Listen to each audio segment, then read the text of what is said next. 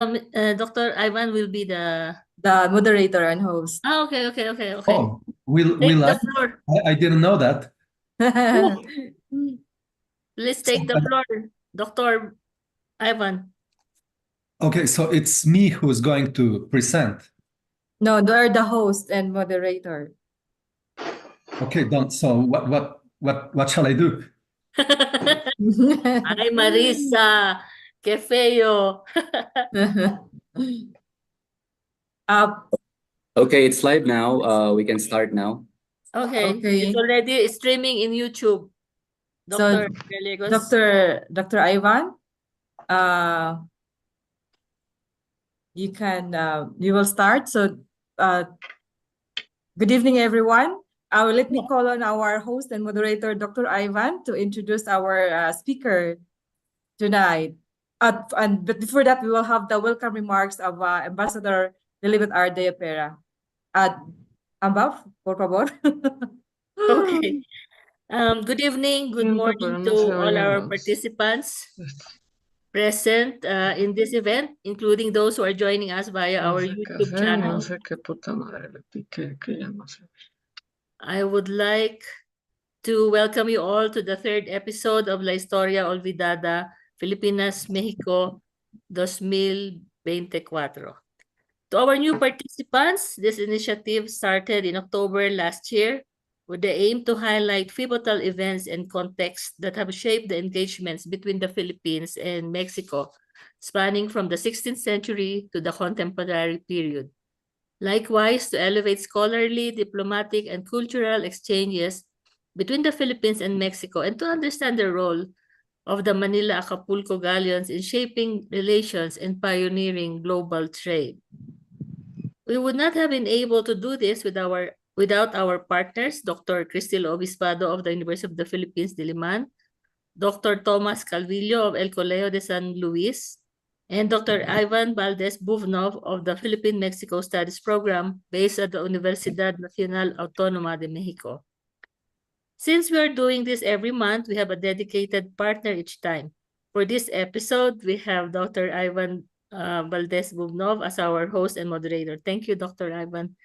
And on behalf of the Embassy of the Philippines in Mexico, allow me to express my sincerest appreciation to our distinguished guest speaker for the third episode of La Historia Olvidada, Filipinas-México 2024, Mr. Eder Antonio de Jesus Gallegos Ruiz, PhD candidate of Universidad Pablo de Olavide, Sevilla.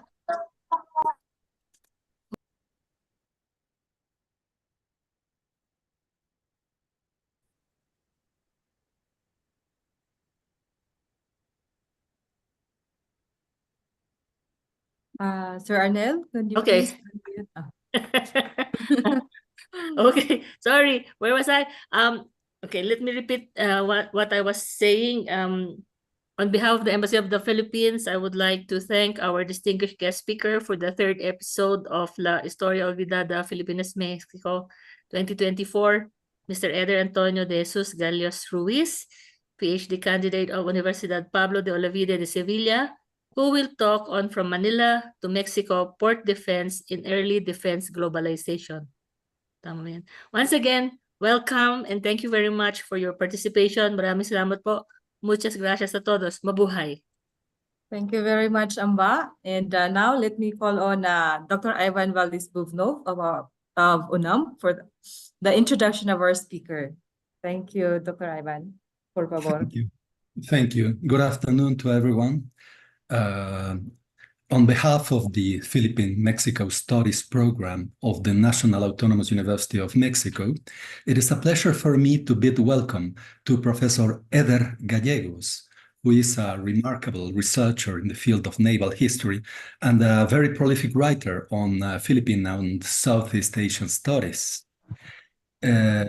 Professor Gallegos has been working for several years on the subject of artillery foundries. He's an expert on early modern cannon production in the Spanish Empire and has taught at different institutions in Mexico and Europe. He's a member of the Red Imperial Contractor State Group. and perhaps one of the most innovative researchers on the field of naval history. Therefore, it is an honor for me to bid welcome to him, and I'm sure we will all profit from his fantastic lecture entitled Desde Manila al Golfo de México, la defensa portuaria en la temprana globalización, siglos XVI y XVIII. From Manila to the Gulf of Mexico, port defense in the early globalization period, 16th, 18th centuries. Thank you very much. Please, Eder, por favor, adelante. Muchas gracias, doctor Iván. Thank you so much. Thank you for the Philippine Embassy. Gracias a la Embajada de Filipinas por esta oportunidad. Thank you so much for all the people in the Philippines for connect with this session about the history with a connection, the link, the global link between Mexico and the Philippines. Thank you so much to all the academics part of this great program of Philippine studies between each country. And thank you so much for the Dr. Ivan, for the Lilibet Diagera, and for Marisa, because if your work is not possible, this kind of presentation. And first of all, sorry for my English. It's not the best, but I try to do my best. And thank you so much for this presentation. It's about a topic not so common, but I think it's a topic very relevant to understand the global links and the cultural and technological link between the Philippine Islands and Mexico, not only in the part of the Pacific coast of Mexico for the Acapulco, even the Atlantic part of Mexico, the port of Veracruz, the most important port to the Mexico in the colonial period, and even for the federal independence. So let's do that. Let me see. I'm going to start. If there was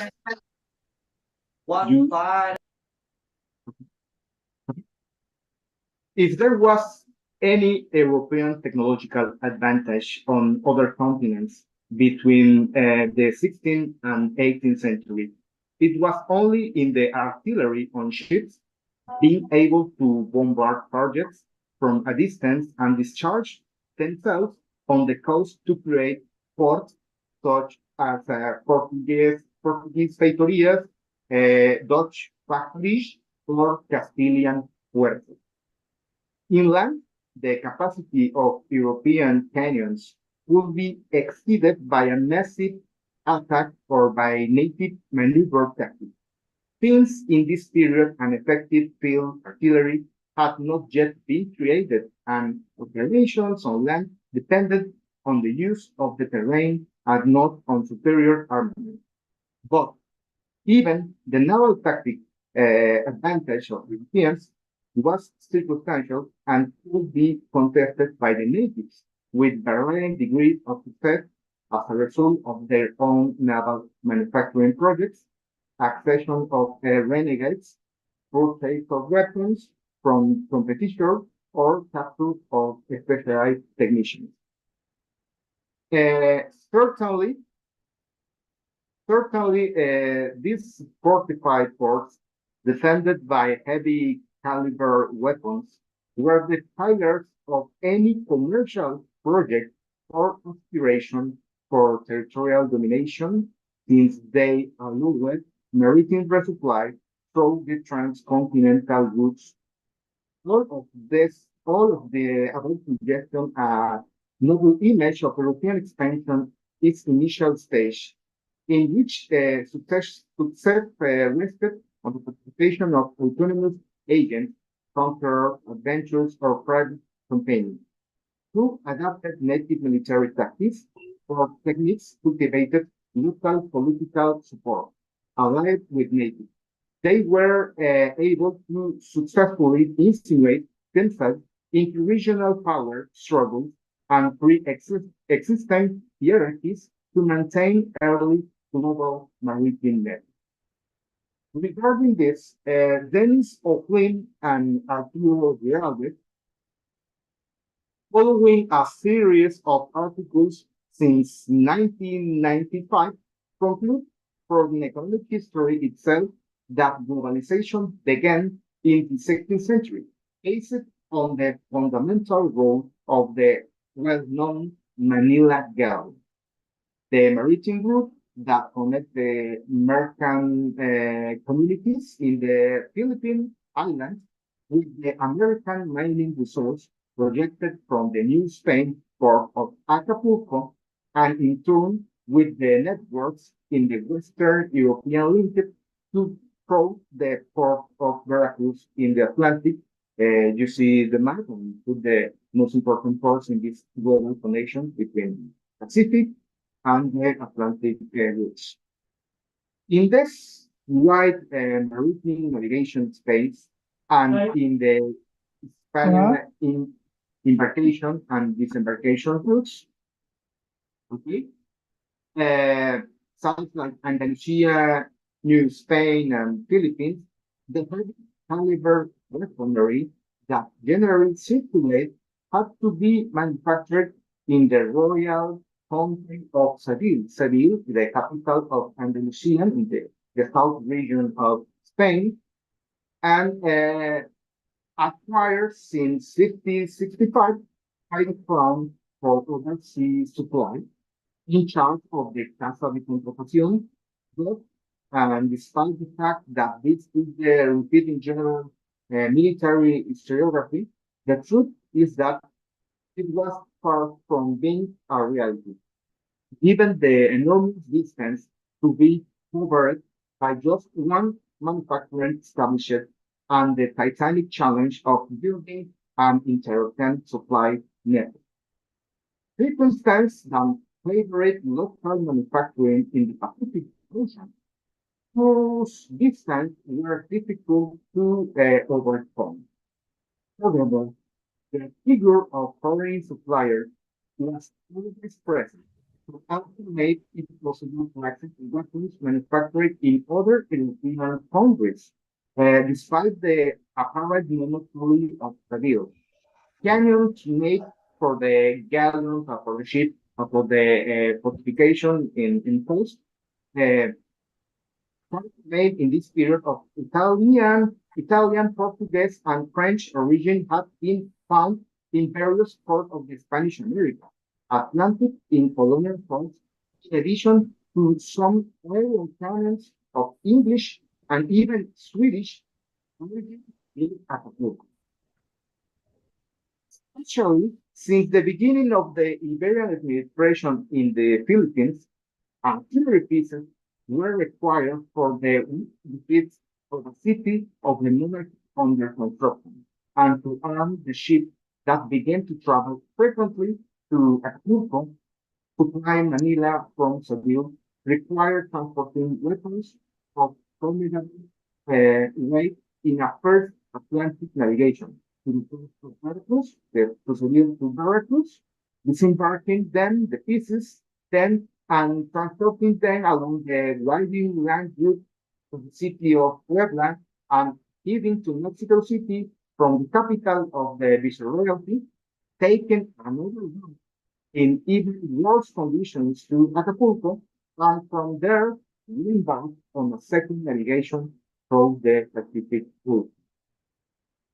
For this reason, the Spanish for defensive technical system of Manila used as a witness experience of individuals who have manipulated weapons in diverse locations, Europeans, Asian, or in Spanish America. It is necessary to point out that before the arrival of the Spaniards in Luzon, the region knew that the art of cannon making.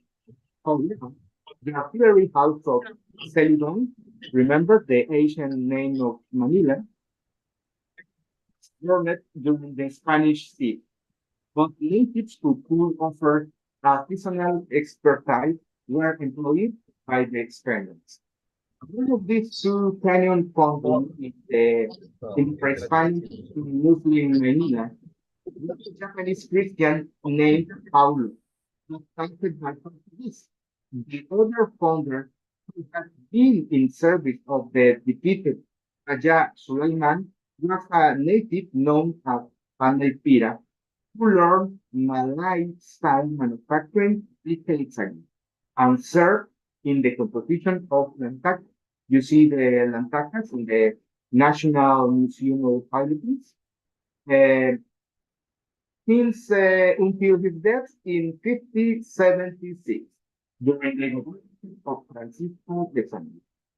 There are even indications that his sons continued to work mediocrely over the next decade, but in some area outside of Manila, not yet determined exactly.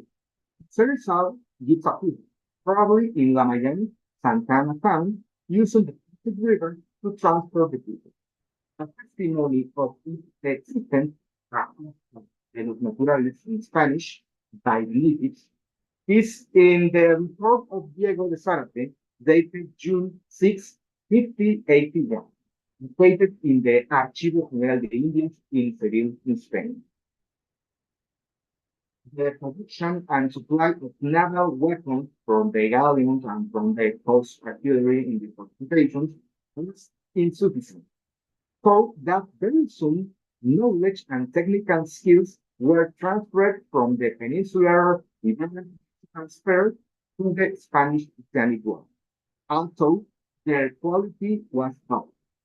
I allow myself to postulate that with the start of the Anglo-Spanish War of 1885, the production capacity of large quality weapons in the Iberian Peninsula, in the Seville boundary of Cali, was overloaded, preventing the allocated supply of Pacific Ocean. Mr. Gallegos, one moment. It seems like we have a problem with the audio. Our participants are saying that they cannot hear clearly. Okay. Can we test it? Okay, can you hear me? Yeah. Yeah, you hear good? That's better. That's better. You get close to the microphone. Okay, okay, That's much better. Yeah. okay. Start again or continue? Yeah, we can continue. Or we will start from the beginning. No, we don't start from the beginning, Okay. Marisa. We continue. Okay. Go ahead, thank Mr. Gallegos. Thank you. But there's a sound. There's a lot of sound. There's an echoing sound. Yes, there are open microphones. Somebody has. Yeah, please, can you, everyone should unmute except the speaker. Eder, perhaps you can make a brief resume of the beginning of your presentation. Okay. Thank you. Over everything again, or if you feel more comfortable with starting from the beginning, please, it's your choice. Okay, I will try to do my an abstract. So sorry for the problem with the audio. Sorry for that. You get close to the microphone, Eder. I think that's the problem. When you get close to it, cuando estás cerca del micrófono suena muy bien. Cuando te alejas suena mal. Okay, so maybe here it's okay. That's much better. Yeah, it's great. Okay. If there was any European technological advantage on other continents between the 16th and 18th century, it was only in the artillery on ships being able to bombard targets from a distance and discharge themselves on the coast to create ports such as Portuguese factories, Dutch factories, or Castilian forts. Inland, the capacity of European cannons could be exceeded by the massive attack of native maneuver tactics, since in this period an effective field artillery had not yet even created, and operations on land dependent on the use of terrain at known and superior European armament. But even the naval tactical advantage of Europeans was circumstantial and could be contested by the natives with varying degrees of success as a result of their own naval manufacturing projects. renegade purchase, or even for the capture of specialized in the making of cannons, artillery, and armor.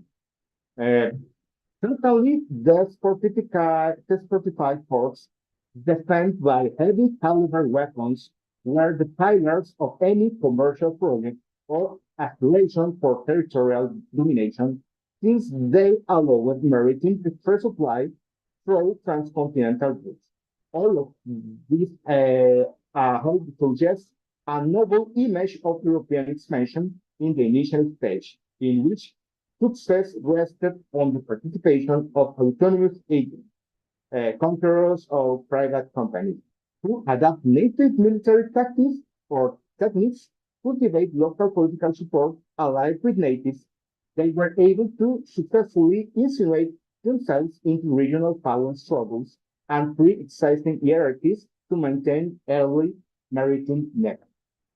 Regarding this, Don Soclin and Arturo Giraldes, following a series of articles since 1995 from the economic history, it said that the globalization began in the 16th century, based on the fundamental route of the well-known Manila Galleon, the maritime route that connected the American of the community in the Philippine Islands with American mining resource projected from the New Spain port of Acapulco and in turn with the network in Western European linked through the port of Veracruz.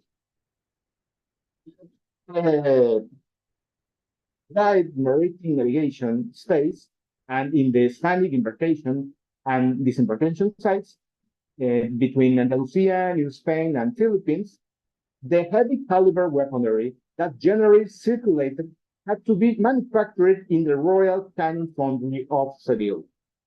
Acquired since 1565 by the Crown for overseas supplies in charge of the Casa de Contratación, but and despite the fact that this is the repeated in general historiography, the truth is that it does far from the being a reality given the enormous distance to be covered by just one manufacturing establishment and the titanic challenge of building an interoceanic supply network. Circumstance that favored local manufacturing in the Pacific Ocean, whose distance were difficult to overcome. Furthermore, the figure of foreign suppliers was always present, who also made it possible to access weapons manufactured in other European countries, despite the apparent monopoly of Seville. Cannons made in the period of Italian, Portuguese, and French origins have been found in various ports of the Spanish American Atlantic, in colonial ports, in addition to some iron cannons of English and Swedish origins in Argentina. Especially since the beginning of the Iberian administration in the Philippines, artillery pieces were acquired and required for the weak defense of a city for the monarchy under construction, and to arm the ship to begin to travel frequently to Manila from Seville, required transporting weapons of formidable weight in a first Atlantic navigation of the port of Veracruz, disembark them and transport them along the winding line route to the city of Puebla and heading to Mexico City from the capital of the Viceroyalty, taking another road in even worse conditions, Acapulco, and from there reembark on the second navigation through the Pacific Ocean. For this reason, the Spanish Port Defensive Technical System of Manila used as a nucleus the experience of individuals who have manipulated weapons in diverse locations, Europeans, Asian, or Spanish America.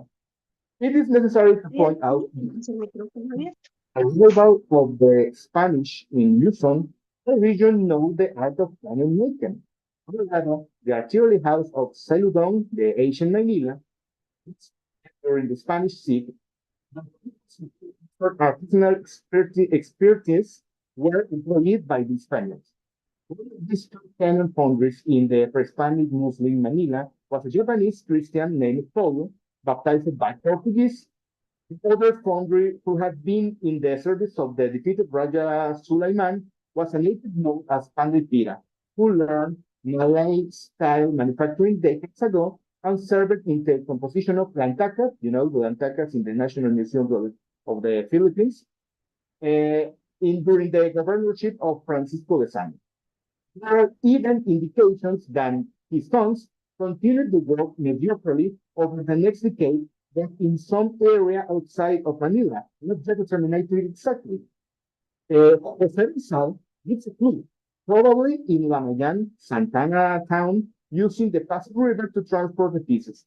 A testimony of this existence, whose carries in Spanish by the natives, is a report of Diego Zárate, dated June 6, 1881, located in the Archivo General de Indias in Seville, Spain.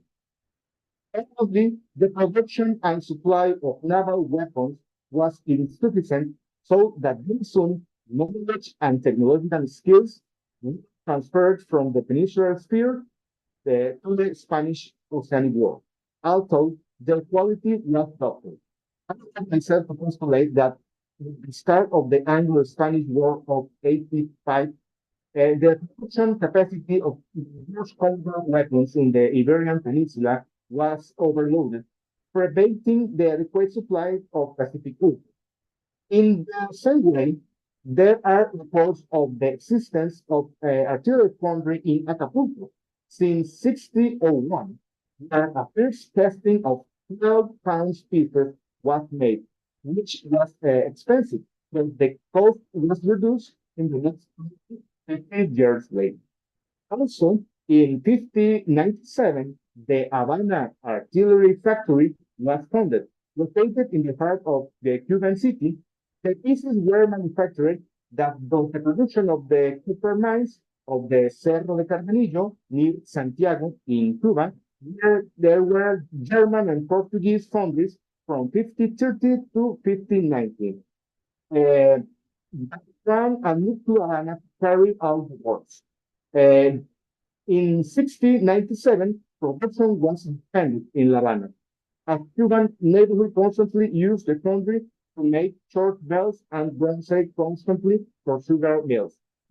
Again, all the production of cannons for the Atlantic and for the Pacific Ocean for Seville and for the system of defensive ports to the Caribbean and for the coast of New Spain.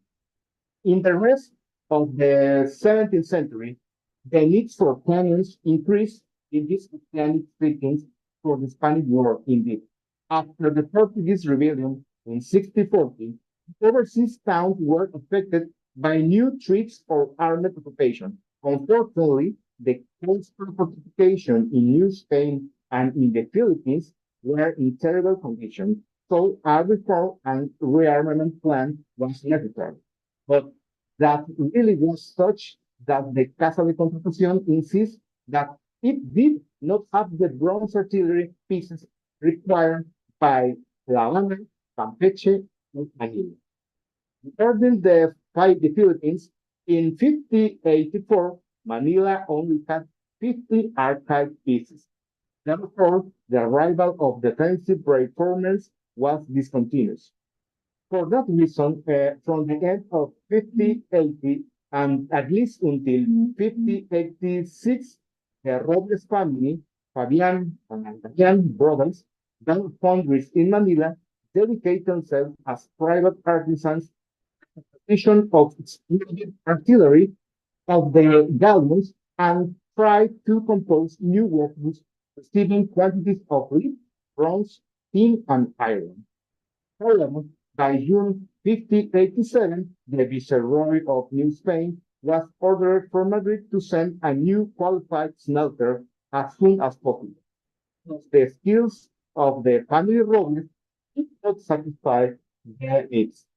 Thus, in 1591, the Royal Artillery Foundry Manila was founded centrally with the son of Juan de Pira and the blacksmith Juan Rodriguez Carrillo. Close to the Bastion of Tenería. The artillery foundry of the banks of the Pasig River remained in constant operation for the rest of the decade as a result of Protestant threats, especially of Dutch East Indian Company, and the fear of attacks by an Asian power in the context of the Indian shogunate of Pueblo. remembering the Indian War and after the Tokugawa event. Uh, Even at the highest level of civilian production and shipments, in 1608 and 1634, only around 100 artillery pieces were destined for the naval defense of all the Spanish fleet. Now, the financing of the production of the weapons for the coast, the galleon of Manila, and the coastal fortifications did not necessarily come from the situado of the New Spain. The financial resource from the wealth centers of the monarchy sent annually to other places to support their strategic defense. From the first half of the 17th century, began to run through local mechanism.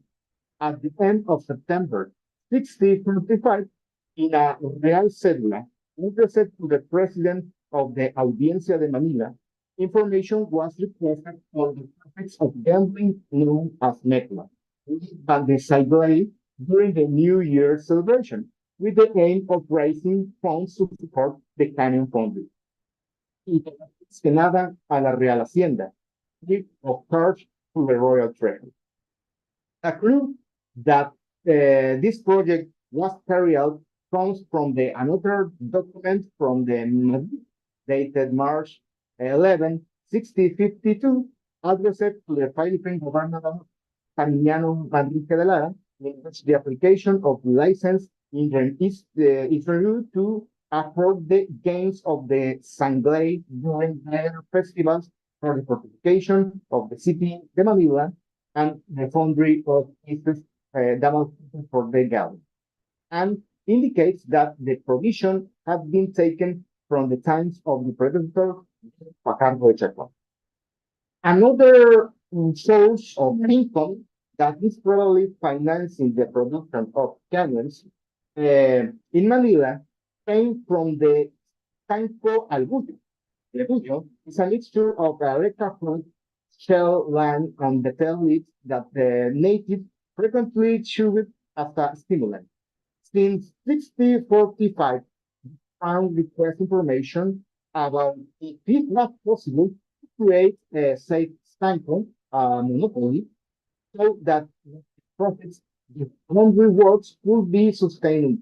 Unlike the case of Netwa, it seems that the proposal did not prosper. How the individuals in charge of the manufacture and repaired armaments for the galleon, for the Manila galleon, and for the fortification coast, who were these men who crossed the ocean to apply this technique? How many of them were blacksmiths or members of the Catholic clergy, even Jesuits? To name a few, the blacksmith Juan Rodriguez Carrillo arranged canyons in 1574 and declared that he had arranged what was necessary for the subsequent royal foundry. Other Robles between 58 and 86, Fernando del Castillo, at least since 1593, assists as a blacksmith master in Manila. Fernando de Rios Coronel, famous Fernando de Rios Coronel, man and cosmographer, who found 6 pieces in 1598. Since 1624, the position of foundry master in Manila is held by Captain Gaspar Guimarães, who 2 years later he had in command of the Spanish expedition to Taiwan and was replaced in the position of foundry by the French Pedro Mornet with the regular salary, 1,000 pesos. Finally, Melchor Perez, 1628, worked as a master artillery foundry. These Iberians and French individuals passing from the port to port, from the Portuguese Spain to the Philippines, contributed their knowledge in each one of them to contribute to the defensive system can be understood as intermediaries of technical and cultural contribution.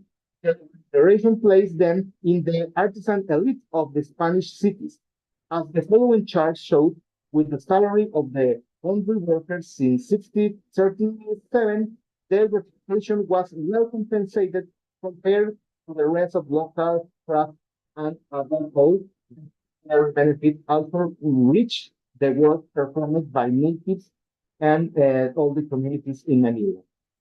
For this scenario, it should be added that in these borders territories, the shelters signified a direct relationship with the Catholic monarchy and represent an initial point of contact with the Western European world, generating the latest identification with technical advances in weaponry or military tactics that played a role determined.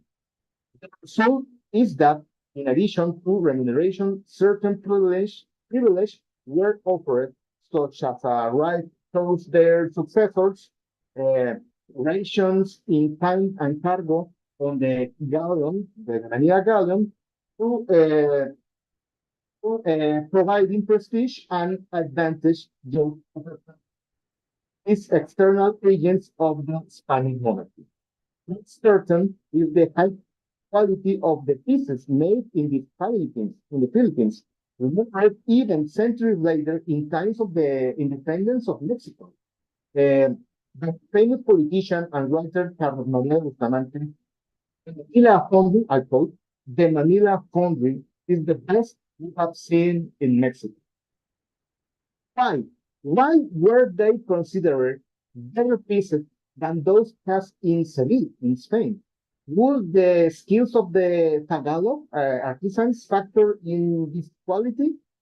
A certain point occurred in May 1588 when an Ancian Hernando Lubinas Cornell, by then a soldier training as a pilot in the Casa de Contratación in Seville, arrived in Manila a couple of years ago and he had made the navigation of the Carrera de Indias and docked in Veracruz, in New Spain. It is not known exactly how long they were in Veracruz or his stay in Mexico City. But it is known that he set sail from Acapulco at the beginning of the year of the galleon and the galleon Santiago, together with a group of Dominican religions. This colonel was quickly appreciated by the authorities in the Philippines for his intelligence and technical ability. He participated in the failed expedition to the Molucca island of Gobernador das Marinas, and as a result of his experience, he forged a good politician relation and essential links with the Sanglay community. It seems very likely, as John Wilson mentions, that Hernando de Luis Coronel taught a lot of language with the Indians, allowed him to coordinate his skill with the artisans in this logical that for this reason, during the governor of Luis Pérez dos Marinas, he was commissioned to supervise and hire a Sanglay sculptor to cast a statue of Our Lady of the Rosary, later to be known as Our Lady of La Naval de Manila, in honor of the naval sloop over the Dutch in 1646. The successful president, Fernando Normas Cornell, decided in a short time to move into the military technical field, also manufacturing cannons that, like the rest of the aforementioned artists, he would not only use the Tagalog, Malay, or Spanish technological experience, but for the first time would include the use of other residents. This marked the production and give a global projection. The letter of his authorship was recorded by Fray Diego de Soria of the convent of Santo Domingo in Manila, dated June 22, 1598. He addressed a report to King Philip II, on his progress in writing a book on the use of an astrolabe by him that could not continue due to the threat of a Japanese naval invasion to the Philippines in the last months of the Indian War. That forced him to make cannons with the help of the Spanish auxiliary. Certainly, the first time that Spanish artisans cast Spanish style bronze with the bronze to the Tagalog community. I cuento en Spanish, escribía un libro en el uso del astrolabio, invención que entiendo aprovechará la República. Haber tanta necesidad de estas cosas, efectivamente, habiendo nuevas de que Japón venía sobre esta ciudad y estando falto de artillería para las naos, que lo usan más importantes para su defensa, y aunque el gobernador gastado muchos pesos de la Real Hacienda de vuestra majestad para fundirla, no se había podido. Empecé y fundí en unas 6 piezas y fueron fundiendo a tan poca costa a 24 reales el quintal labrado. Two these canyons of a quality frequently described as superior, even superior than the Spaniards' armament, even the civil production. Possibly due to the particular metals that we use more frequently, because it's a mix of metals between America and Asia. Regarding the material, iron dependent on imports from Asia or Spain in Spain, in addition to Bengal and Siam. Certainly, the majority depend on the production of Asia tin and Japanese red copper or Mexican copper. Now, the bronze appeared. Even at some points, the Iberian Union between 58 and 64, it is possible that the importation of the so-called Halain from Malacca or Macau was it to the Canyon Foundry in Manila. About the identity of this metal, a letter written in July 1636 by the Governor Gustavo de Corcuera explained the composition of Halain. I quote, Halain was a metal similar to fine tin, of which mixed with the red copper, preferably Japanese, makes a better bronze for casting artillery and depth. Until now, it could be art that we are facing a typical example of natural technical transfer from the Western European world to the Eastern Asia, with New Spain as an intermediary, with the traditional Eurocentric model of Western technological superiority. But no, the total history of this connection of the of Manila and this framework of the European superiority, capital framework, as they move in the unexpected direction. Two examples of these good Grand Canyons manufacturing in Manila. One of these is in the Naval Museum in Madrid, el Museo Naval de Marina, de Madrid, in Spain.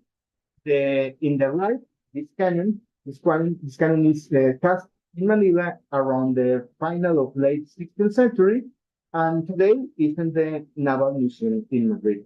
Another example of these cannons for the guns and for the fortification to Philippines is in the example 2 in the Museum of the Army in Toledo, in Spain. I take these pictures in some corner not so known by the tourists in Toledo, but it's two examples for these pieces of artillery cast in Manila and used in the galleys. Okay. In February or March of 1804, famous Prussian naturalist and explorer Alexander von Humboldt recognized the Atlantic coast of New Spain, and during this period, he visited the fortress of San Juan de Ulúa in Veracruz, in the coast Atlantic of the Viceroy of New Spain, actually in Mexico. As a result of this inspection, he wrote in the famous book Ensayo Político sobre el Reino de la Nueva España, a discovery that he found absolutely enigmatic and fascinating. The presence of Asian cannons arrived in Veracruz, in the Atlantic. The artillery of the castle of San Juan de Ulua in Veracruz, some cannons from Manila were discovered, as it was known that before 1767, the Spaniards to go to the Philippine Island did not navigate the Cape of Good Hope from the Cape of Hormuz. Since the first expedition of Magellan, the entire Asian trade was carried out by the Acapulco galleon. It was not conceivable how these canyons had crossed the continent of Mexico to take them from Manila to Ulua Castle. By the traditions that are preserved among the inhabitants of the Tehuantepec island, that these canyons melted on the island of Luzon and landed on the San Francisco Bar. They had climbed the Santa Teresa Bay and the Chimalapa River, which had transported them to the El Paso River through the Chivera Hacienda and the Tarifa Forest, and having embarked again, have made them descend by the River to the mouth of in the Gulf of Mexico, the Gulf of Mexico. Why move canyons from Manila to Veracruz in the other part in the Atlantic by land and sea? Since in comparison with the supply from the Royal Canyon Foundry in Seville, in Spain, was a simple matter, as it was a single navigation across the Atlantic and not a true interoceanic route that required coordination on a transoceanic and local scale and the natives of the isthmus of Tehuantepec. The issue would be due to the times of war contingents in which the peninsular production was compromised and the safe maritime process was not safe option. In addition, so that good qualified of the good cannons made in Manila. Even so, the question remains answered. If the mobilization of the Philippine artillery to Atlantic began, manufacture of cannons in Manila was reactivated at least since 1624 under the supervision of an Iberian foundry master, preferably with the essential support of Sanguine artisans and native parents. After the revision of the text written in 1674 by Francisco document in the Dominican Library in Oaxaca, in Mexico, say la gráfica descripción de la parte terminal del polo ártico de la América, it is confirmed that the reference is made a transfer of large pieces of artillery from the Philippines, from the isthmus of Tehuantepec decades ago. Unfortunately, no further details are provided. More research is needed on technical transfer and in its interoceanic circulation from local settings with a global perspective. The utilization of the efficient cannons manufactured in Manila, Atlantic, continued sporadically until the first decades of the following century. There are references that during the New Spain government of Viceroy Juan de Acuña de Casafuerte, 1722 and 1754, funds were transferred from Manila to the fortress of San Juan de Ulua in Veracruz through the isthmus of Tehuantepec. A real complex transoceanic operation that I argue was ordered as a consequence of the inability to create a royal cannon foundry for the New Spain in the town of Orizaba in Veracruz between 1722 and 1732. It began with a consultation concluded at the end of July 1731 from the Council of the Indian, the Consulado of India, by the Secretary Juan Ventura Maturana to the Manileño resident Juan de Barahona Velázquez, newly appointed Castellano of the San Felipe Court in Cavite. In safe correspondence, the first asked the second if the Manila Foundry House was in operation, at that time. So which response, I must say that there is a foundry in Manila, run by an older smelter native to the land who benefits from the good materials of the country. A Castilian of Cavite pointed, El Castellano de Cavite pointed out that the bronze cannons recently produced in Manila have been tested in the recent skirmish against the sultanates of the southern archipelago. It turns out that the Philippines was experiencing a period of intensive southern borders seek from the governorship of the Marquess of Torrecampo, and as a Muslim reaction to the Hispanic reactivation of the Presidio in San Juan. I want to mention a 1729 naval skirmish in Mindanao, in which recent Manilan cannons performed very well. Other fundamental factors in favor of production in Manila were infrastructure, forced labor transfer on the New Spain galleon, and the regional economy. In communication, Ventura Maturana was informed that the Philippine capital has blacksmiths and armories that support artillery for the galleons and fortifications production were caliber, as well as a nearby gold plant that produced fuel and feed to smelting furnace and aluminum coal.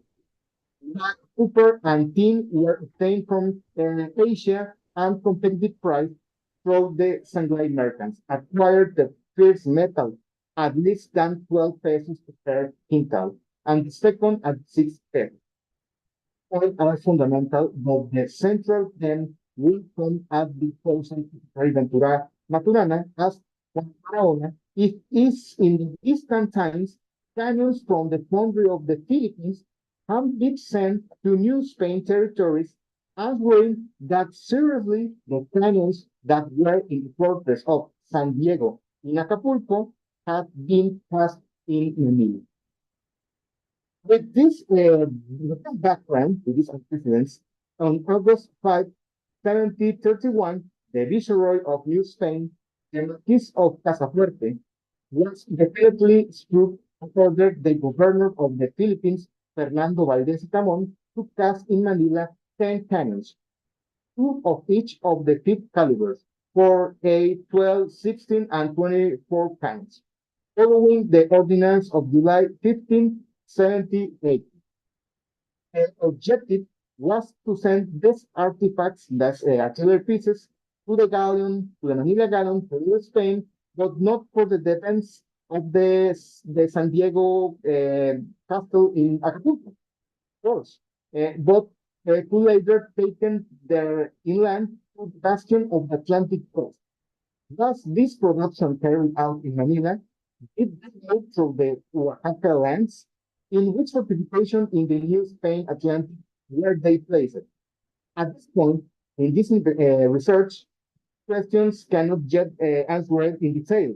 Also, there are clear indications that the pieces were cast in Manila by senior foundry master Francisco de la Paz and native artisans, embarked on the galleon to Acapulco, and during the last years of the Viceroy Juan Vázquez de Piña, they were transferred both by land and the river routes with the native of the Istmo, and the fortress of San Juan de Ulua in Veracruz in the Atlantic. Unfortunately, most of these pieces are no longer found in Mexico. Humboldt note was based on a report created in 1771 by the military engineer Agustin Teramo, as notified the Viceroy Bucareli Ursúa that in his review of the weapons in San Juan de Ulua, he found cannons made in Manila. They ordered the majority to be sent to Seville in Spain to be raise its material because they considered them damaged, leaving a few without specifying their quantity. Certainly, the news of all of this above mentioned motivated expedition that between the end of 1773 and the beginning of 1774, the Viceroy Antonio Maria de Bucareli Insua commissioned military engineer Agustin Kramer, then the king of the Lieutenant in San Juan, Peru, that knew to create an interoceanic corridor with protection but also defensive objectives. In a context of Iran with the Russian expedition in the northern of the Pacific. Also, wishing to provide artillery to the force enclaves of San Blas and Alta California in New Spain. Spain was verified terrain and navigation of the river that crossed the Tehuantepec region, ultimately communicating with the Coatzacoalcos. On January the 2nd, 1774, from town called Pozoleacaque in Veracruz, Agustin Kramer wrote 13 points as a conclusion, mentioning that the Galapengo River was viable optional for transporting canoes at certain times of the year, and even state that he had found trace of the land passage that was used in the past for this purpose. And that leads to Hacienda called Chivelo, later preparing a detailed river map of the isthmus. This is the map of Agustin Kramer.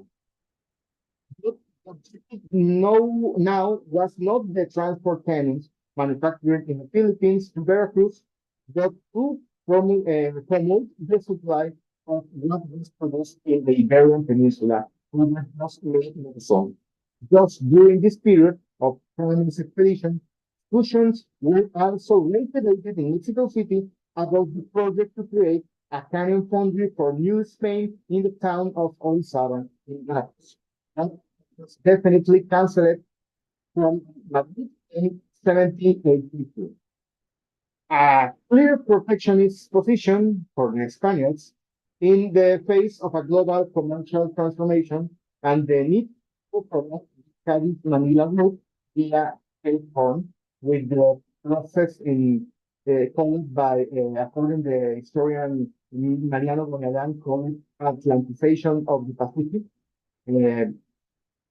Accompanied by over Asian weapons, disputes about the superiority that becomes more to political discussion than to a technological reality. As so in the correspondence of Mr. Roy Bucareli and the March 1774, or in the annotation of San Alejandro de Malaspina himself during his scientific and political trip around the world.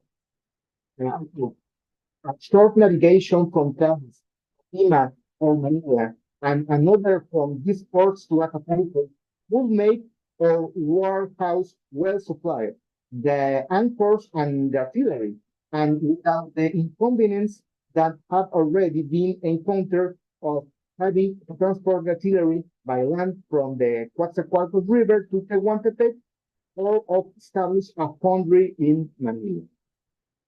The truth in general is in this global connection between Philippines and Mexico, the truth is the labor of the technical development of the coastal defense in the Philippines have unexpected scope.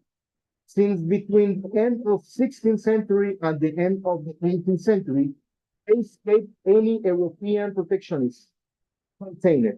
It shows that the port defense of a transoceanic monarchy in an early globalization depend more on those who guard in the borders than on a distant central authority.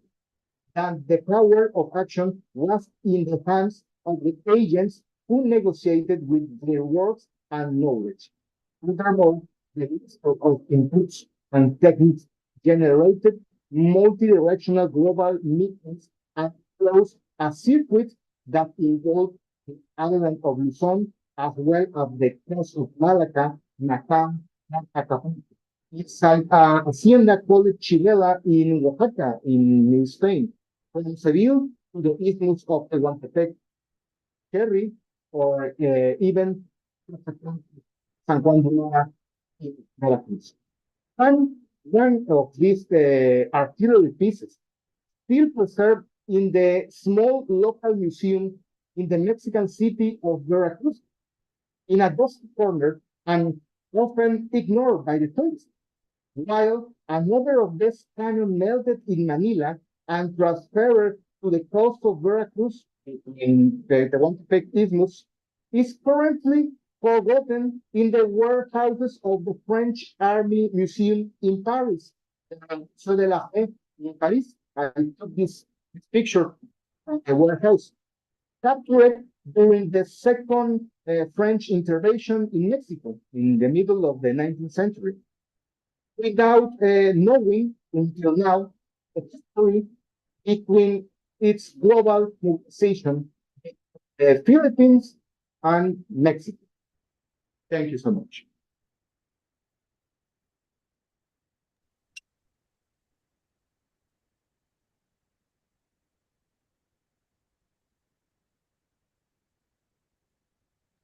Dr. Ivan?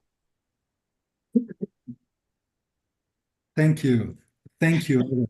Thank you for this brilliant presentation. I'm sure that the colleagues present here with us will have many questions to ask you.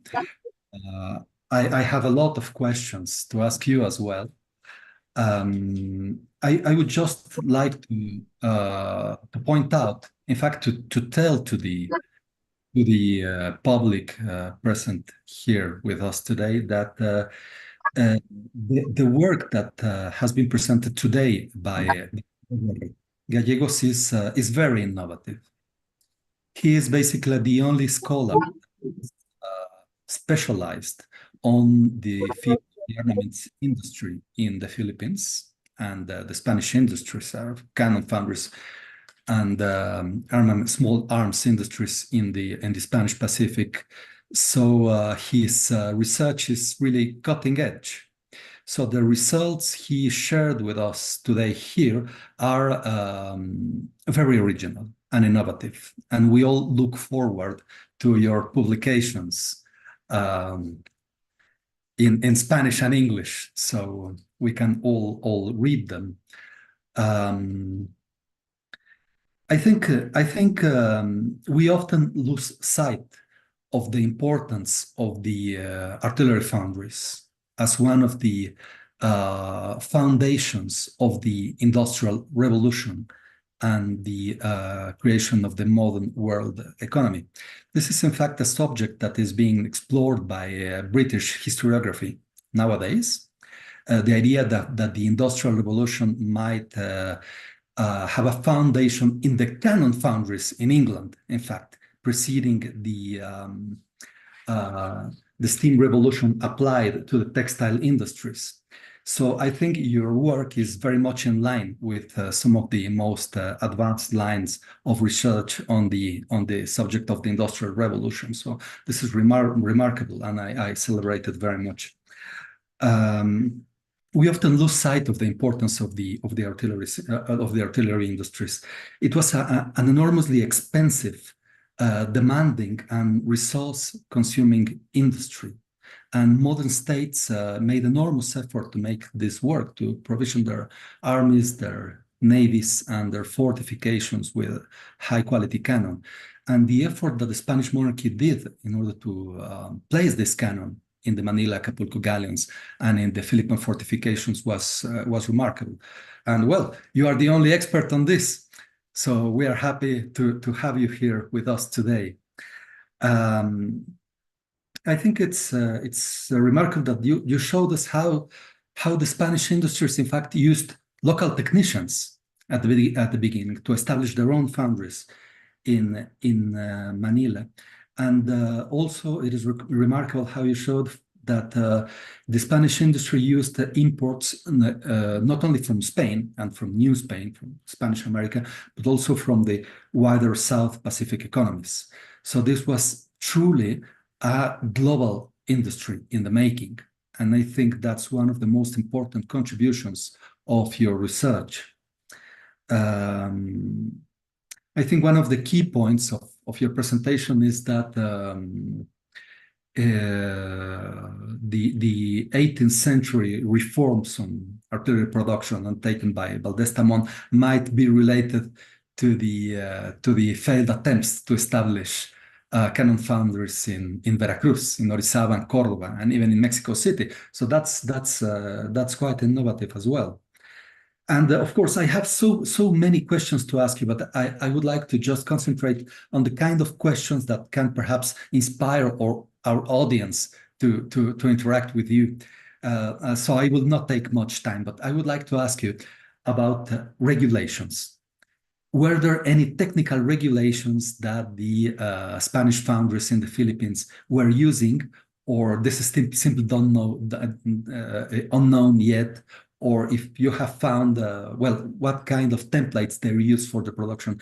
I'm asking this because regarding the artillery foundries in Peninsular Spain, in La Cavada and Liérgenes, well, they tended to follow a very strict regulations, sets of measurements and proportions, which are actually quite difficult to identify when one is dealing with the actual artillery pieces remaining from the period. But nevertheless, the regulations were there, they were used. Was there anything similar in Manila? Regulations.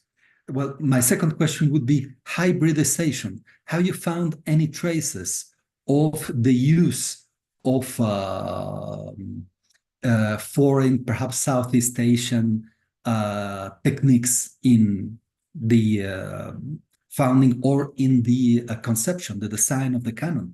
That would be an extremely interesting subject. If there was any Southeast Asian influence in the actual technology of cannon foundries. And of course, was there any use of foreign equipment? Did the Spanish use actually armament produced in other regions of Southeast Asia? That's another very interesting question. And of course, the crucial matter for those who study the armament industries, did the Manila foundries function by private contracting or by state administrations? I think that is an essential question that we would all like to know more about. And was there ever any self-sufficiency in artillery production in the Philippines, or an important part of the ordnance of the Manila galleons came from elsewhere? These are just guidelines. Of course, I'm not expecting you to answer all this, but just guidelines of what I would like to know after hearing your presentation, which is very inspiring. And I really hope that our audience today will have many more questions to ask you. So please do tell us whatever you consider could be most enlightening. Okay, thank you, Dr. Ivan. I'm smarter in Spanish than in English, so I try to answer your questions very brief in a short sentence. About the regulations, yes, the problem with regulations all the time, because the Spaniards say this is the ordinance of artillery, but when the 1722 the Rey Acuña ordered to put 10 cannons to transfer to Manila to the Atlantic, in theory the cannons were cast under the ordinance, but two decades ago, when the Juan Arenchenderra, the governor of the Philippines, cast another 12 cannons, not use the ordinance. So it's like not a linear and a progressive technological development. It's more like it's like a climb, no? It's like a try innovation and put down and try again another ordinance. And about the hybridization, yeah, I have a very important theories about the innovation in the not only the materials between the capacity to mix tin or copper and generate aleations superior, only known by the Asian techniques, and even the form of the interior of the canyons. The interior of the canyons is the most important because it allows a better deflagration of the explosion control to the gunpowder. And the gunpowder and good deflagration generate a better shot. This is, I think, is a innovation only present in the Asian production in the Philippines. But when I consult the documentation, the Spanish documentation say the only good canyons is the European canyons. I think it's more like a ideological discussion, a political matter than a technological reality. So, sorry for my English again about the use of data. Probably the people when the people I think in Philippines about the lantakas, we think lantakas is only used in the first period of the Spanish colonization in the Philippines, but in the 18th century, even in the middle of the 18th century, appears lantakas in the defense of the coast on in the naval combats, Muslim powers to the south, and the galeras manufacturing in the shipyard of the Caribe. So the Lantaca is a native technology used more common than the historiographically common say. Maybe in the future, I need to do research about this use of the Lantaca in the 18th century when it's not common. There is more practice use small gunpowder in a fluvial war than a big cannon in a galley. It's a different type of war and a different use to the artillery and weapons. Again, sorry for my English. About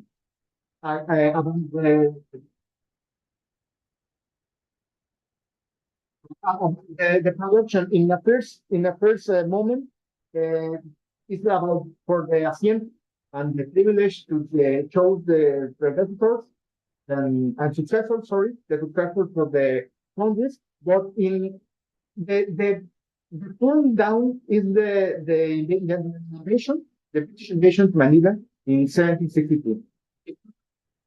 It's a system, and then in 60s and the 1763, they changed to a military center, central military technique for putting the charge a military with capacity to come not it's not just for the Philippines, and return to the ancient system with even Jesuits and the Dominican religion to make canyons. That is the reason because I put and showed the second example in the Army Museum of Spain in Toledo. It's a canyon made by the Dominican order for the Orden de los Dominicos, and appears with a lot of details not present in the Spanish ordinance. In the point of view of the European technological, it's not following the ordinance of artillery, but in the tradition of the production of the Philippines, it's correct. You remember the second example with a lot of details and in a computation, in a part of art and part of technological. For me, the artillery pieces it's not only armament; it's a piece of art.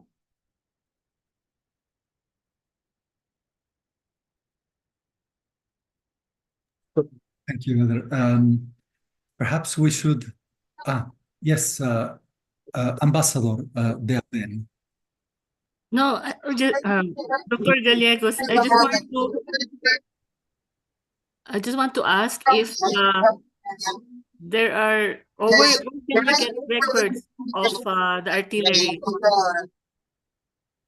Did you get my? Where can we? Where I'm really interested in your documentation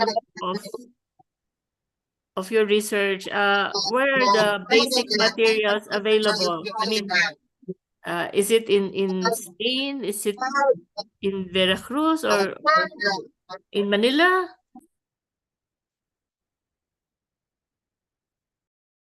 Mute.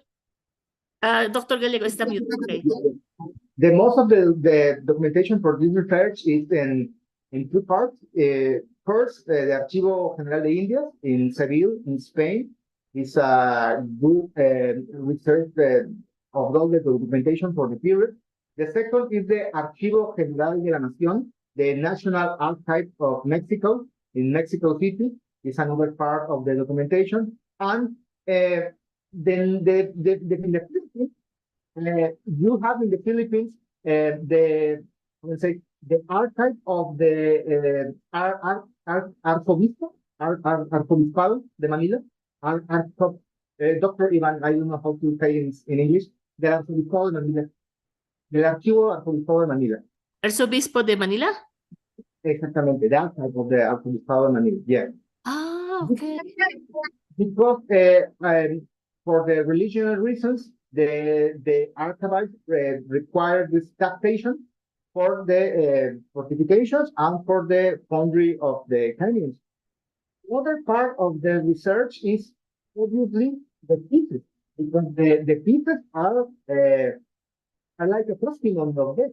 And so I traveled to Paris and wrote with the authorities in Paris to the Musée de l'Armée, and they take me to the warehouse. No, it's not allowed for the tourists, but very charmed to introduce me in the warehouse to the Musée de l'Armée and see this canyon, because this piece I present is not shown by tourists. It's not it's in exhibition from the Museum de l'Armée in Paris. It's only in a warehouse, very tight, very secret even for the rest of the mortals. So I think this, in fact, is like a testimony of that and a document.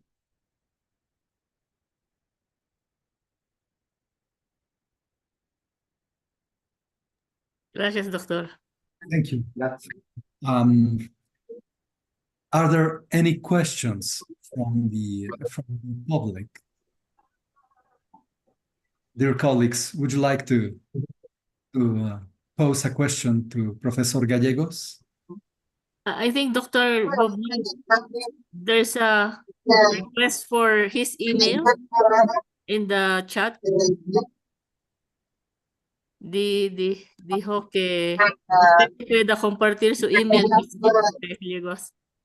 my email. Yes, of course.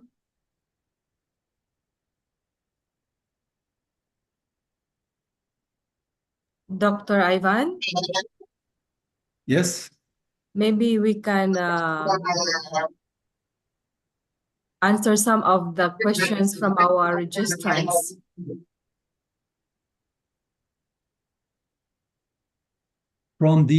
Are there any questions that were sent by message?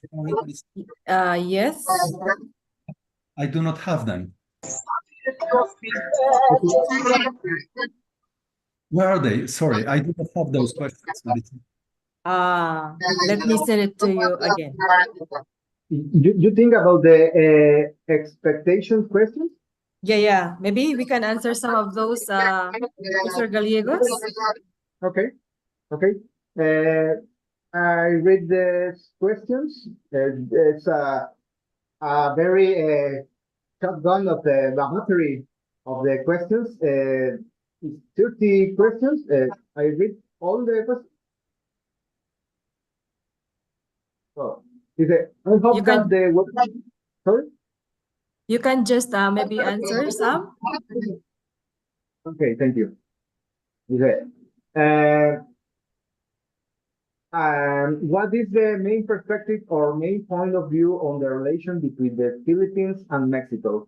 How the relations of both countries can affect the new era? Well, I am not a visionary of the future, but I think like a historian and like a professional of history, the connection between the Philippines and Mexico is essential, because are in the nucleus of the early globalization. If you don't put attention between the history here in Manila and Mexico City, you can understand all the perspectives of the globalization. Not only the globalization in the 19th century or the 20th century, the globalization in the beginning. Okay. Another question: can the participant receive a certificate? And I know it's for their organization. I expect to learn about how the Spaniards use and build fortifications to protect their commercial and military force during the Spaniard colonial era in the Philippines. So, in the construction of the fortress in the Philippines and even in other parts of Asia, the most important is not imagine this fortification like a castle made with stone, because they mostly are in wood, and in the first time are very frugal structures of the construction. The most important for create fuerzas, in this case fortification, is put artillery. Artillery can be carried on for the galleon to Manila, disembark in this fortification, made even in this, and so dismantle the fortification and put in another places. If you remember the history shared between this royalty of New Spain and the Philippines, they constantly move for another frames, constantly move for another line frames to expansion. Is a monarchy in constant expansion, so we need a food fortification in some regions and even move to another place. Okay. So the most important in the building of fortifications in the early globalization is can be able to put artillery weapons, because it's the only advantage. It's the only advantage. It's not a military superiority for Europeans. It's more complex than that matter. Okay? So another question to the battery of the questions. What do you think about having the Mexico-Philippine relation will be present in the school curriculum? I think this is very important, because the history between us is the history of globalization. It's a history of mutual links, very muy olvidados between Mexico and the Philippines, and it's necessary vinculate institutions and governors to make a common history, because I am a producer of cutting edge research for the duration, because the most important is not make an academic book. The most important is share the knowledge, the historical knowledge with all the society in both sides of the Pacific Ocean. I don't know, this is okay.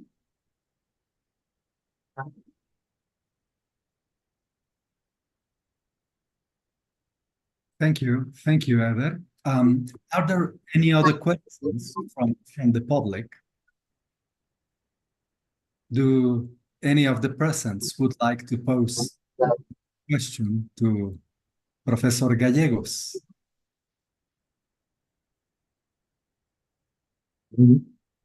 Anyone?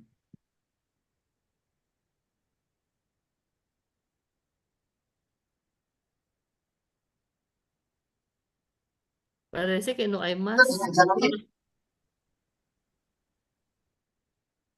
I think we have one more interesting. Another one? Here from the expectation.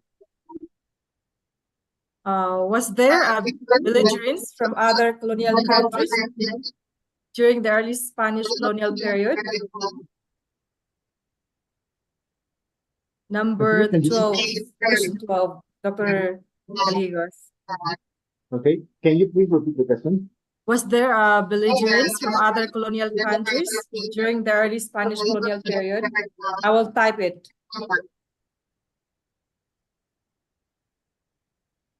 It's in It's in the I chat will now. put it in the chat. Okay, please.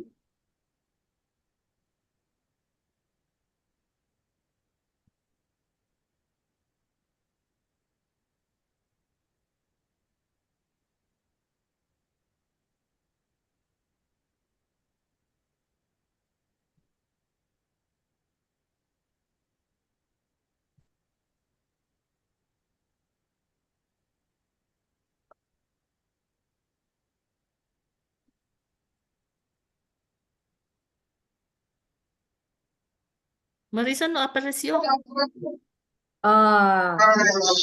Here. I see.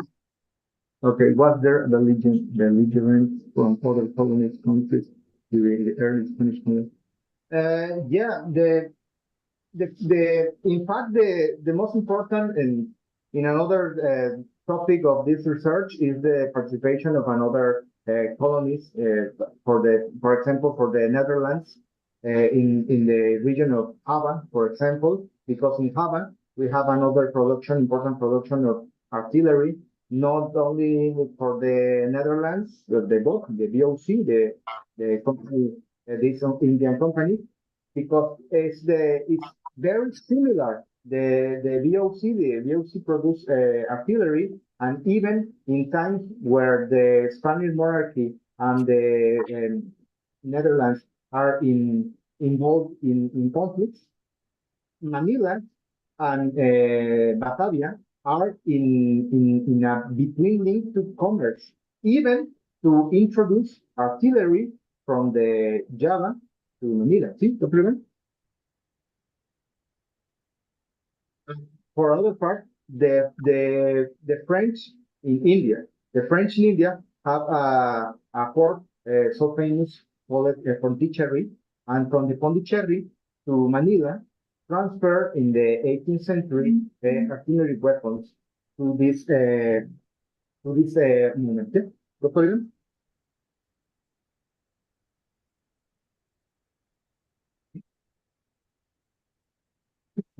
Thank you, Professor Gallegos. Dr. Ivan, you have a question? Have you defined how much was spent by the Manila Treasury on cannon foundries? Is there any information of that kind left in the archives? That would be fascinating to find out how much was spent and how much depended on the subsidies from New Spain, and how much was actually obtained by taxation from the Philippine populations. Is there anything left on the articles about expenditure on cannon production? Okay. Until now, I think it's more directly linked to the capacity to the Philippines to incomes and to generate tax for the production for very distinct ways. First of all, not only for the situado, because depend of the situado is in the real fact not it's not so constantly in time of war. So the second one is obviamente the taxation to the METUA and the consume of the mixture of the chube.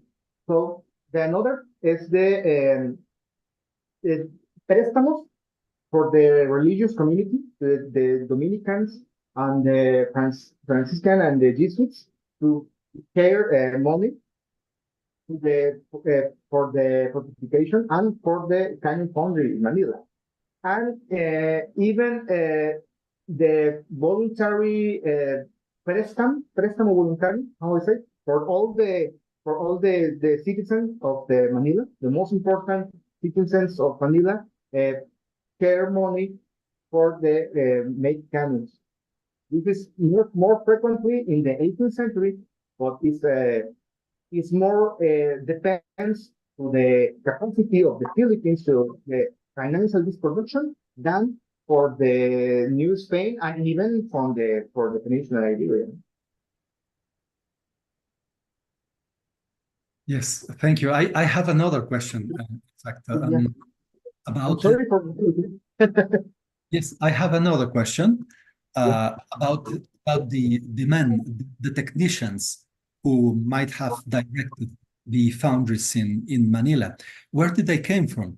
At the beginning of your presentation, you mentioned us that the Spanish profited from local expertise, and that they actually used Filipino technicians for the at least for the initial stages of the industry.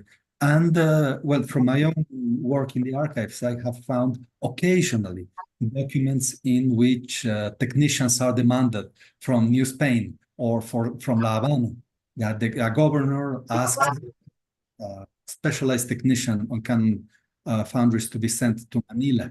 But do you have a wider picture of this problem?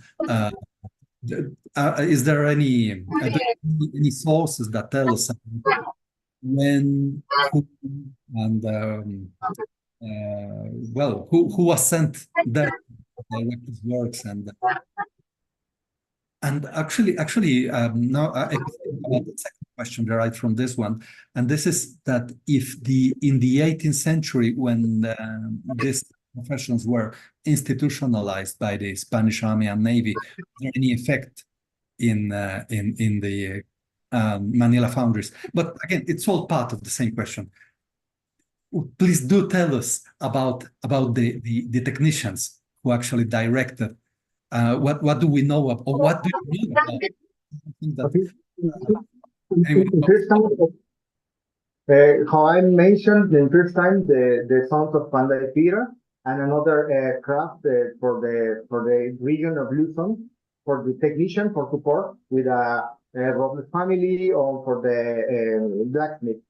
In a second period, they're used to Iberian foundries with experience in the New Spain and with experience in Cuba, transferred to the Philippines. The problem is a lot of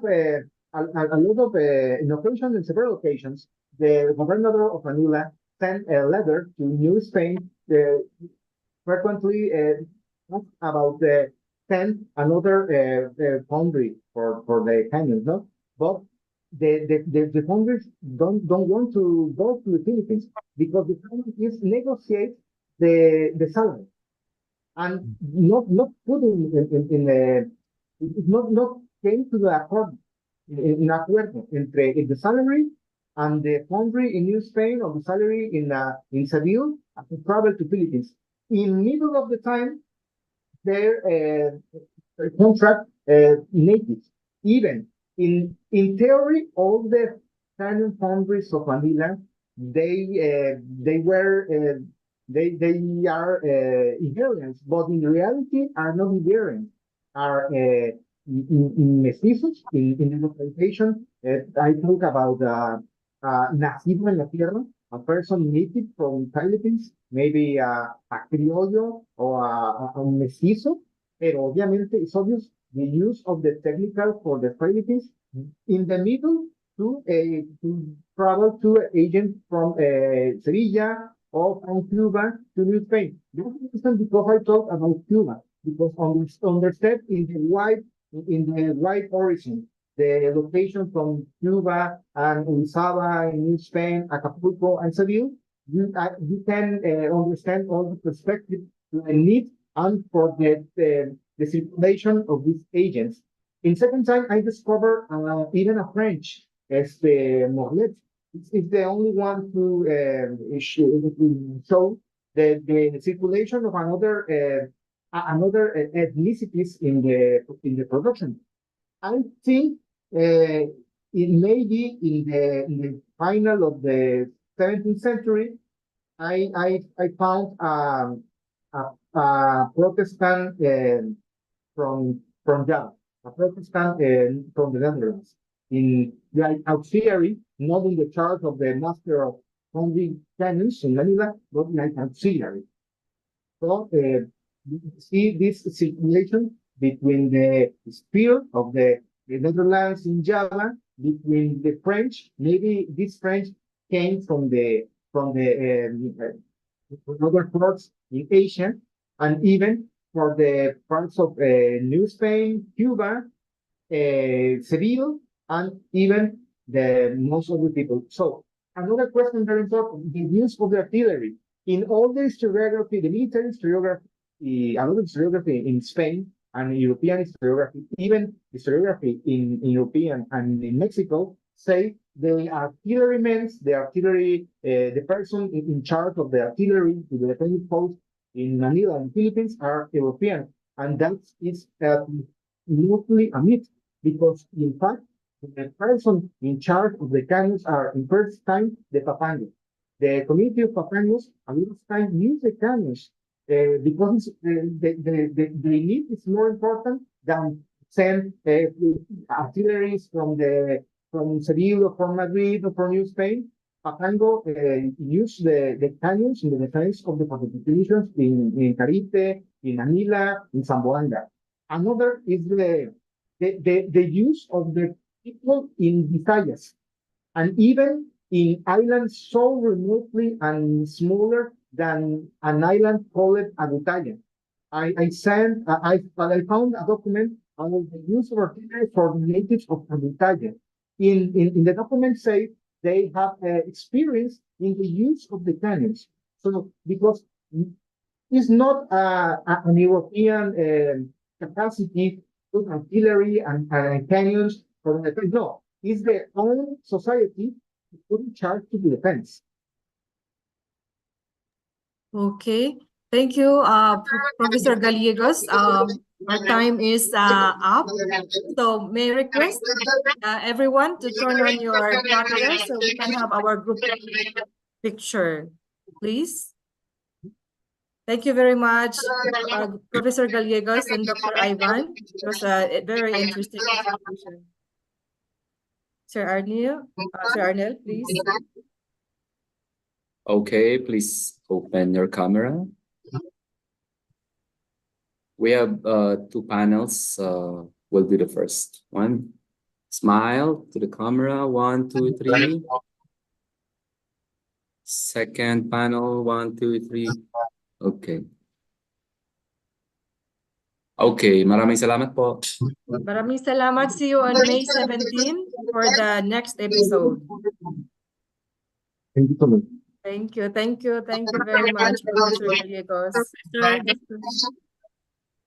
Ciao. Muchas gracias. Gracias. Thank you, everyone.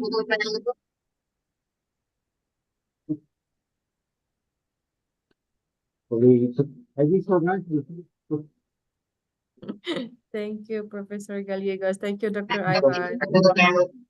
We have a food bazaar on Sunday.